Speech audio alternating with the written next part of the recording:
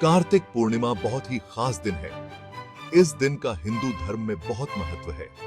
ये दिन हिंदुओं के लिए खुशियां मनाने का दिन है।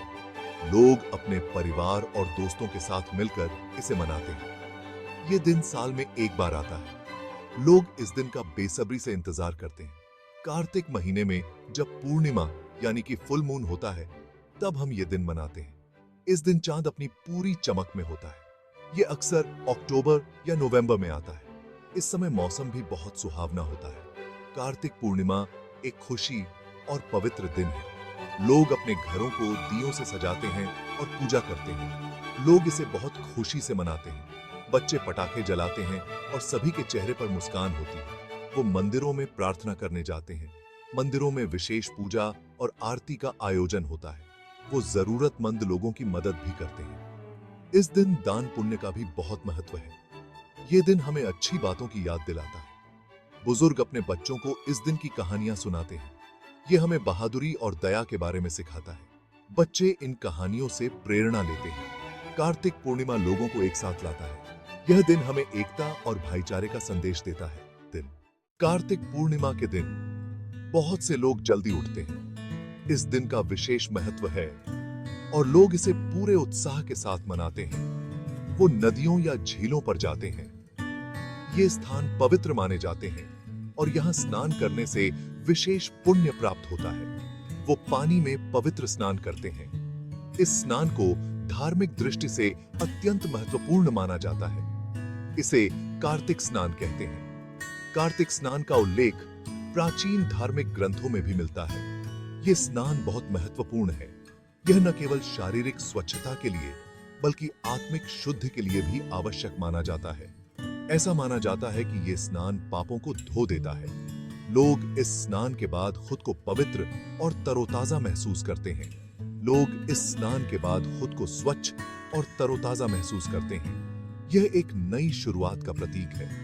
वो साफ मन से दिन की शुरुआत करने के लिए तैयार होते हैं। इस दिन की शुरुआत एक नई ऊर्जा और सकारात्मकता के साथ होती है।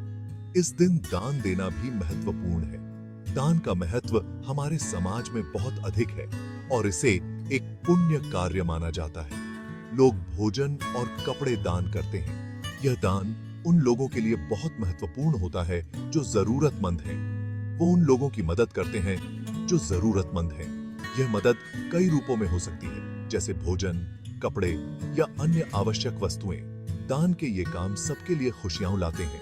यह न केवल प्राप्त करने वाले के लिए बल्कि देने वाले के लिए भी संतोषजनक होता है। इस प्रकार कार्तिक पूर्णिमा का दिन न केवल धार्मिक बल्कि सामाजिक दृष्टि से भी महत्वपूर्ण है। कार्तिक पूर्णिमा के बारे में एक कहानी है। ये तारकासुर नामक एक राक्षस की कहानी है। तारकासुर बहुत शक्तिशाली था। वो दुनिया पर राज करना चाहता था। तारकासुर को एक विशेष वरदान मिला था। उसे केवल शिव का पुत्र ही मार सकता था।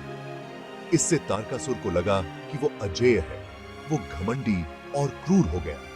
तारकासुर ने देवताओं पर हमला कर दिया। देवता उससे डरते थे। उन्हें अपनी रक्षा के लिए एक नायक की जरूरत थी। शिव के एक पुत्र थे जिनका नाम कार्तिकेय था।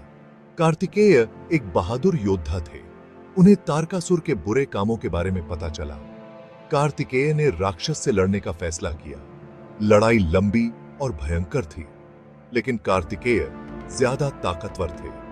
उन्होंने कार्तिक पूर्णिमा के दिन तारकासुर को मार डाला। देवता बहुत खुश हुए। उन्होंने कार्तिकेय की बहादुरी की प्रशंसा की।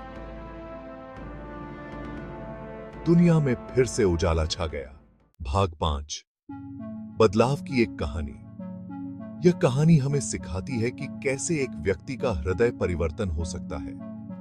कार्तिक पूर्णिमा के बारे में एक लोक कथा है। यह त्योहार रोशनी और भक्ति का प्रतीक है। जब लोग गंगा नदी में स्नान करते हैं और दीप जलाते हैं। ये एक लालची राजा की कहानी है।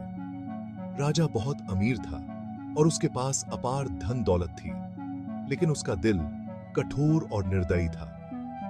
राजा को बस अपनी ही परवाह थी।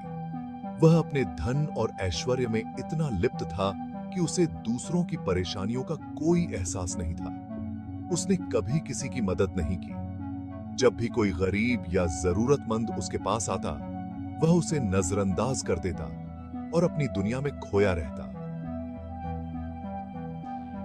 एक कार्तिक पूर्णिमा पर एक ज्ञानी पुरुष महल में आया। वह एक साधु था जो दूर दूर से यात्रा करके राजा के पास पहुंचा था। उसने राजा से भोजन मांगा। साधु ने विनम्रता से कहा कि वह भूखा है और उसे कुछ खाने के लिए चाहिए, लेकिन राजा ने मना कर दिया। उसने साधु की बातों को अनसुना कर दिया और उसे महल से बाहर निकाल दिया। उसने कहा कि उसके पास देने के लिए कुछ भी नहीं है। राजा ने कहा कि उसके पास खुद के लिए भी पर्याप्त नहीं है, जबकि वह अपार धन के बीच बैठा था। उस रात राजा ने एक सपना देखा। वह बेचैन था और उसे नींद नहीं आ रही थी। उसने खुद को एक भिखारी के रूप में देखा। सपने में वह फटे पुराने कपड़ों में था और लोगों से भीख मांग रहा था। वो भूखा और अकेला था। कोई उसकी मदद करने के लिए तैयार नहीं था और वह बहुत दुखी और निराश था। सपने ने राजा को डरा दिया। वह हड़बड़ाकर उठ बैठा और सोचने लगा कि अगर वह इसी तरह लालची और निर्दयी बना रहा तो उसका भी यही हाल होगा। भाग 6 आस्था की शक्ति। राजा की आंख खुली तो उसका दिल बदल गया था।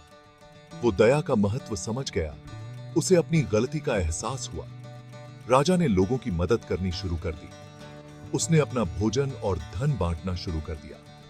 वो एक अच्छा और न्यायप्रिय शासक बन गया। ये कहानी हमें कार्तिक पूर्णिमा की शक्ति के बारे में बताती है। ये हमें दिखाती है कि आस्था कैसे सबसे कठोर दिलों को भी बदल सकती है। भाग 7 एकता और जश्न।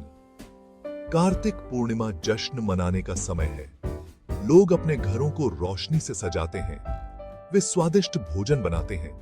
परिवार और दोस्त एक साथ इकट्ठा होते हैं। हर जगह उत्सव का माहौल होता है। लोग गाते और नाचते हैं। वे कहानियां और हंसी साझा करते हैं। कार्तिक पूर्णिमा सबके लिए खुशियां लाती है। यह त्योहार हमें दयालु बनने की याद दिलाता है। यह हमें दूसरों की मदद करने के लिए प्रोत्साहित करता है। कार्तिक पूर्णिमा लोगों को एक दूसरे के करीब लाती है।